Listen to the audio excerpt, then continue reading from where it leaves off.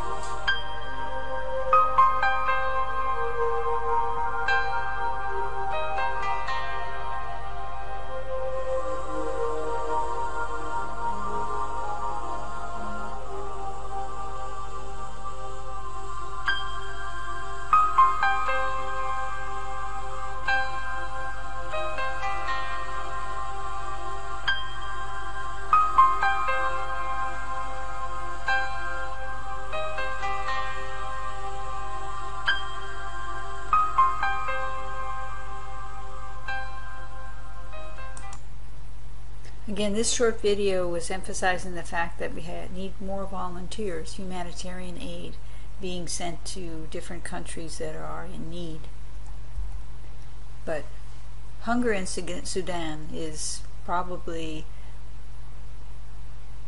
the most catastrophic that you see anywhere in the world, in different parts of Sudan, especially in the new country. The newest country of the world is South Sudan, which separated itself from the northern part of the country, and it basically has been blocked. All the routes for getting supplies into South Sudan have been blocked. So people just don't have enough food, and they've had a drought, and so they aren't able to grow the crops that they would need to eat, or the animals, they're dying.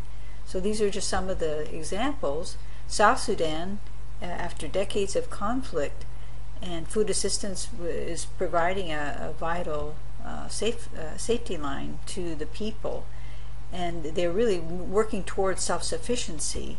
So you can see South Sudan is in the southern part of Sudan, quite different from the western part, that Darfur, that was so much in the news lately. So you can see that they're trying to overcome the disadvantages and try to grow their own food. Another example of a place that is in great need for food is India, because India population is so immense. A small town in India is 15 million. I mean, they're just, the number of people in India is overwhelming. So food insecurity, where people live with hunger and even on the verge of starvation, is not unheard of in India. So we need to find solutions, and I'm hoping that during our discussions that you will come up with some great ideas for breaking the cycle of hunger in India or in Sudan, other places that are in great need of food. Supporting the Food and Agriculture Organization, that's the FAO, which is again part of the United Nations, World Food Program, are one of the ways that we can contribute to the solution. In 2012, the report from the United Nations suggested that economic growth is necessary but not sufficient to accelerate the reduction of hunger and malnutrition. So the fact that South Sudan has oil and the potential of great economic gain is really not the only thing that they need to become self-sufficient in providing the necessary food for their population. And the same is true in India. We go back to the same discussion that we've had in previous times when we talk about we have a human right to health. So it's all linked together. So if we look at the basic human needs, name some. I mean, I know that this is a video recording, but think in your mind, what are the first few things that come to your mind? Of course, food, water, and shelter. What else can you think of? So again, access to clean water, number one. You can do a long time without food, especially if you have been well fed for a while. We went out and had a separation. Clean water would be the first thing that we'd need. We could survive some time without food. Food and food security is number two. Clothing, shelter, to protect ourselves. But also you have to consider security or safety. And I know that is of critical importance in Colombia, as well as any countries like Syria, Sudan, even some of the countries that the civil wars are over. Safety is a big and important issue.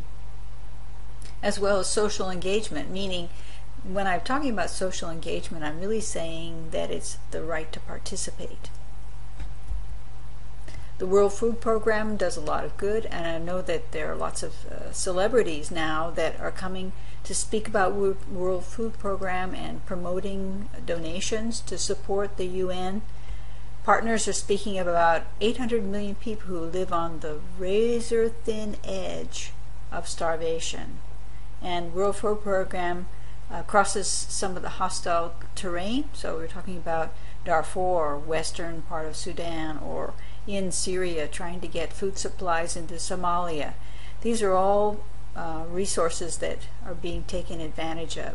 The World Food Program does a lot of work and works with children's groups in order to understand how they need to be able to be responsible for themselves and contributing to their communities, so they relieve the problem of food shortages.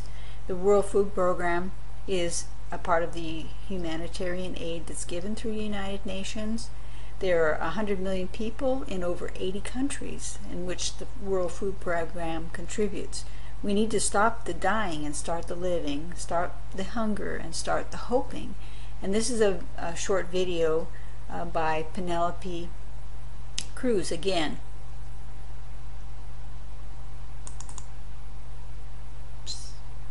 That's not video. There we go.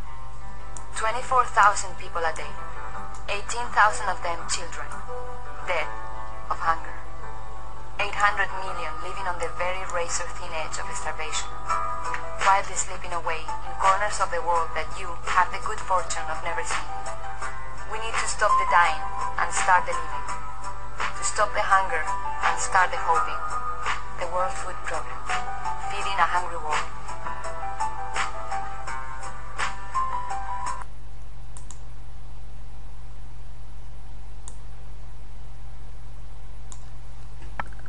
So let's move on. Here's the hunger map. So I think that it's very apparent that the World Food Program is focusing on different areas of the world. China, for example. We have the range of malnutrition or starvation. So the darker the burgundy is the greatest. So we're looking at, again, Central Africa, parts of Angola. We also are looking at India, Mongolia, which is just north of China. But look, even Brazil shows up, and Bolivia. So these are important areas to keep in mind for the world hunger. United Nations FAO, again, they're concerned with food security. We talked about how important that is and related to the Millennium Goals. Food security, where we have undernourishment, is not fully reflected in the spikes in prices. So if food gets more expensive, then fewer people can actually purchase it for their homes. Malnutrition indicators, it's a holistic kind of view. They don't just look at the amount of food, but looking at the stunted growth. They're looking at child mortality related to malnutrition.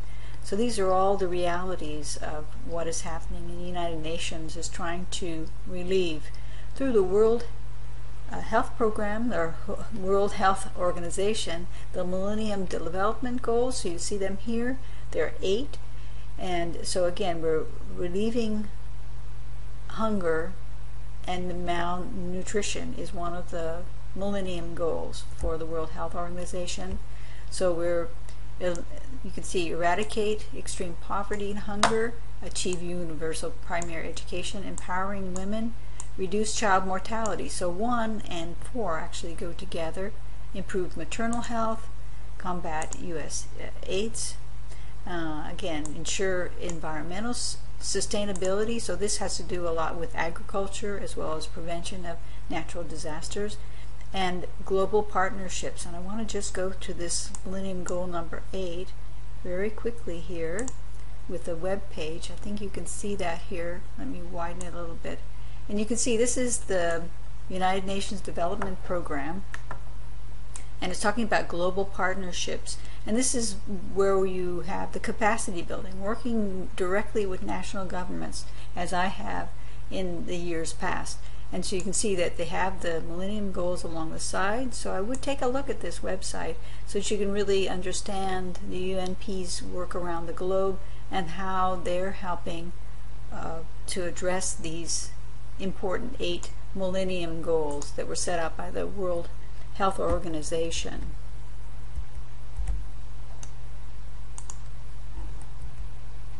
These are the Millennium Goals, so you can see that we are having a lot of improvement. We've got poverty incidence is this green bar that's declining, a prevalence of undernourishment. So again, this is the red bar in the middle here.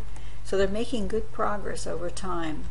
I wanted to mention that as a contrast, we were talking about Sudan, is the hunger in Yemen. So there are parts of the Middle East that have serious problems with malnutrition.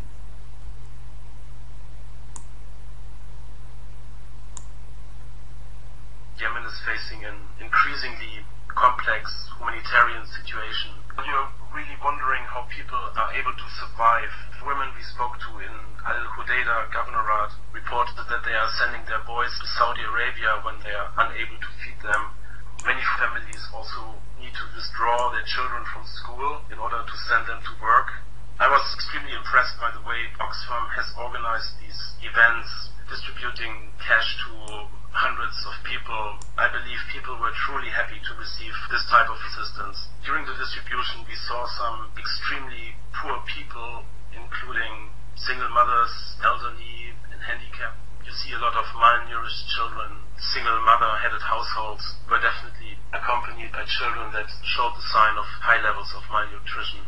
When I was speaking to some of the beneficiaries, they confirmed that they will use the large part, like 80% of the cash to buy essential food items. What was interesting was to see in Al-Hudaydah during the cash grant distribution that women from the remote areas were wearing still their... Okay, let us continue our discussion. This is Global Health, and I'm Gail Fraser. This is Unit 5, and we're going to continue our discussion of world hunger. We were discussing basic survival, so the essential requirement for food security as well as food. We had talked about the World Health Organization, Millennium Development Goals. So again, these are very important, and keep these in mind because these are an important component of your reporting for this course. And we had covered some points related to the World Food Program, watched a few videos, and it's the United Nations Development Program that World Food Program is a part of. And we looked at the evidence of success in feeding programs or nutrition programs in South Sudan, as well as looking at India. So here are our Millennium Development Goals. So keep these in mind as you're reading the information that our assignments, as well as preparing for your final project. So eradicating extreme poverty and hunger is number one, and still is on the list for the World Health Organization, which is part of the United Nations. So again, primary education for everyone. So they realize that education is very important for people to know what their human rights are and to be their own best advocate, to stand up for their rights and make requests from governments to provide the types of food and other kinds of health programs that are essential. Improving maternal and child health, as well as HIV. Environmental sustainability is something that's relatively new, and I think that the global climate change and different things that we are now seeing the effects of are now reflected in that number 7 Millennium Development Goal. And then last section, we also talked about global partnerships, how governments come together, like Canada might come and give good advice to the government in Indonesia, as is Australia. New Zealand might go and be working in other locations to support the development, capacity building within the national teams, and that's what creates positive change and solutions to world hunger and other important global health priorities. We had started to watch a video related to hunger in Yemen, and I hope that you go ahead and watch the video clip since it's on the Virtual Savannah site for Unit 5. I won't cover that here. If we have time at the very end, I will again play the video. So to wrap up our discussion about world hunger, international vigilance must be strong, meaning they have to be really aggressive. We have to be advocates to provide essential food for places that we know geographically and because of conditions there, civil war or drought, that they're in great need for food. One of the big tragedies in Sudan in the last few years is that we knew the drought was there, we knew they had serious problems, we simply could not get the food there fast enough. I mean, the logistics of actually getting the food where it needed to go quickly enough, and it was that lag time. Those things have to be planned well in advance to coordinate all the different people, the trucks and the planes and the donations and the money. It all has to be given at a time that can be delivered. And this is where you have food security as being an important issue here. Health consequences and the human rights are being violated as you deny them access to the basic things that they need to survive, which includes food. Denying access to basic services. Again, we're talking about health services, primary health care, immunizations, and that leads to much poorer health outcomes, and especially in children. They don't have enough body fat, they have a high metabolic rate, and therefore they need more food. Our class discussion today, I want you to again look at the right to health and how we might find again new, creative, innovative solutions to the logistics of getting food where it needs to go quickly enough. I mean, we all have access to computers, we have all kinds of different systems, but we all need to be able to talk to one another, and that is sometimes the biggest barrier to getting successful food programs and safely on location when you need it, where you need it, because we are talking to Tanzania or we're talking to people in Sudan and donations are being made, and sometimes the food actually spoils before it is actually managed to ship and arrive because of customs, because of delays.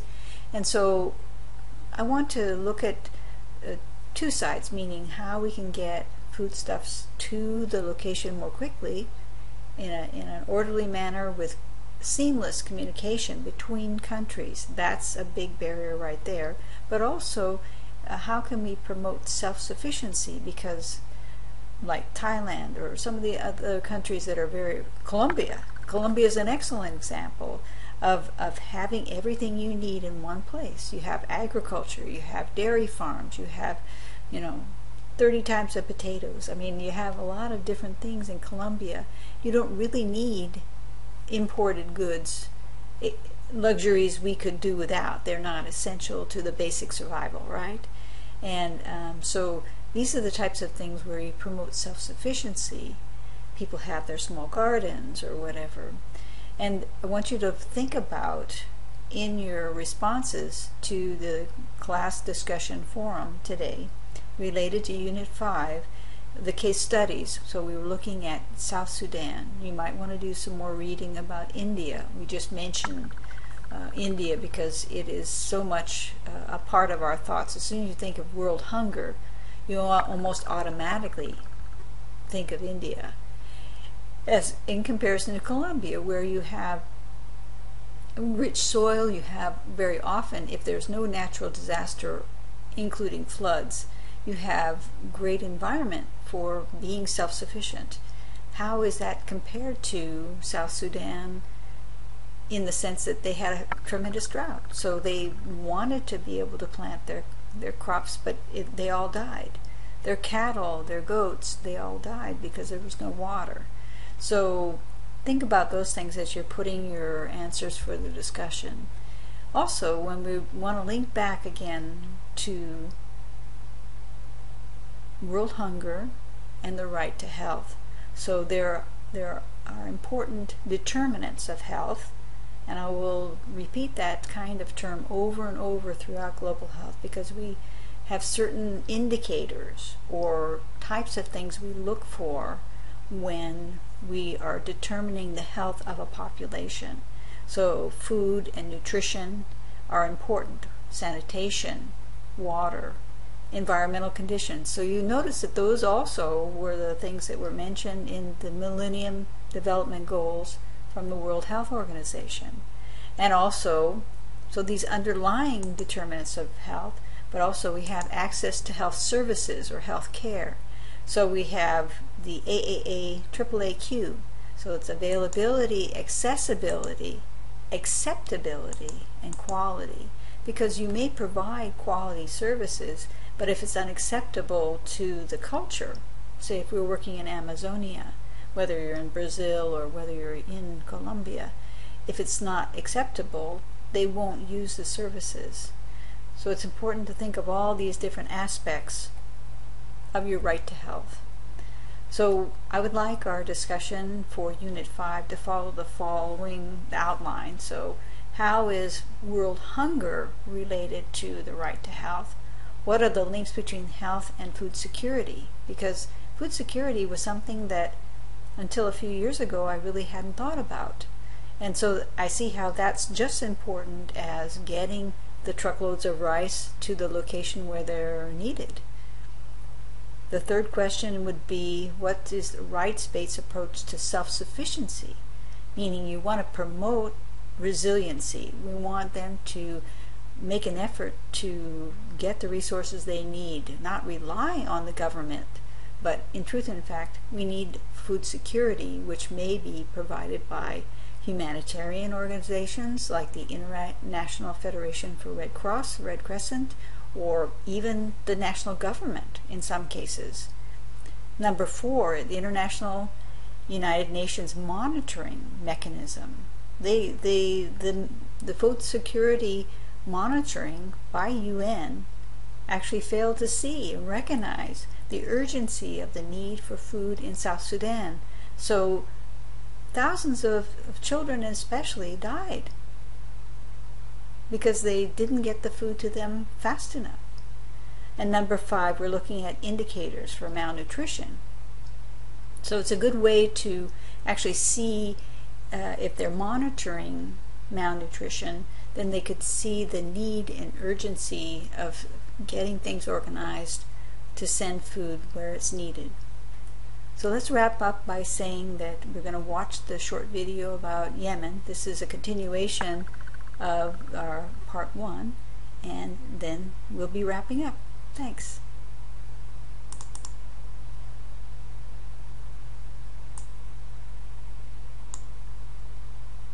Yemen is facing an increasingly complex humanitarian situation. You're really wondering how people are able to survive. Women we spoke to in Al-Hudaydah Governorate reported that they are sending their boys to Saudi Arabia when they are unable to feed them. Many families also need to withdraw their children from school in order to send them to work.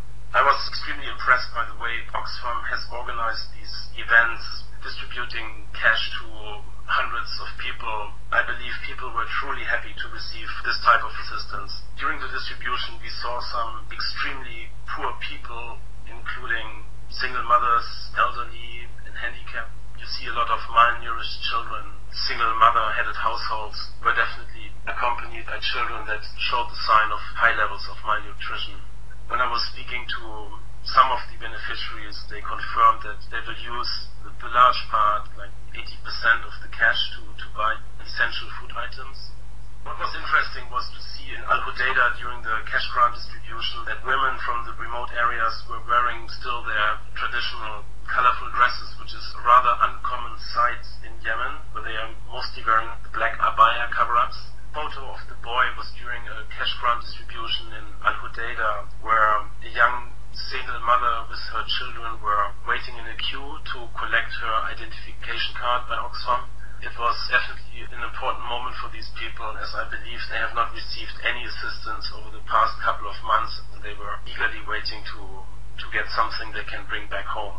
The girl was wearing school uniform, which is a good sign that they are still able to go to school. Her mother was blind. It was a touching moment to see her guiding her blind mother then away back into the line to collect the identification cards.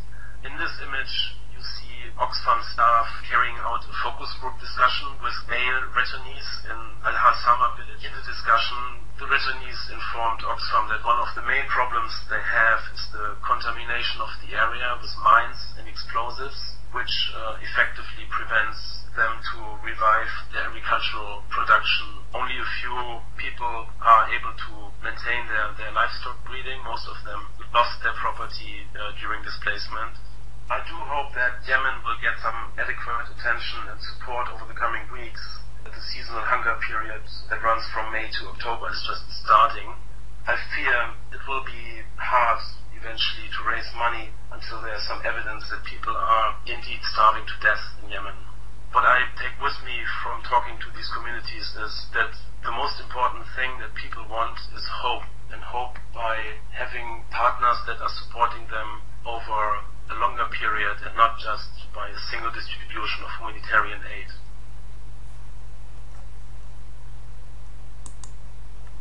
So that wraps up our discussion today for Unit 5, and it was Oxfam, O-X-F-A-M.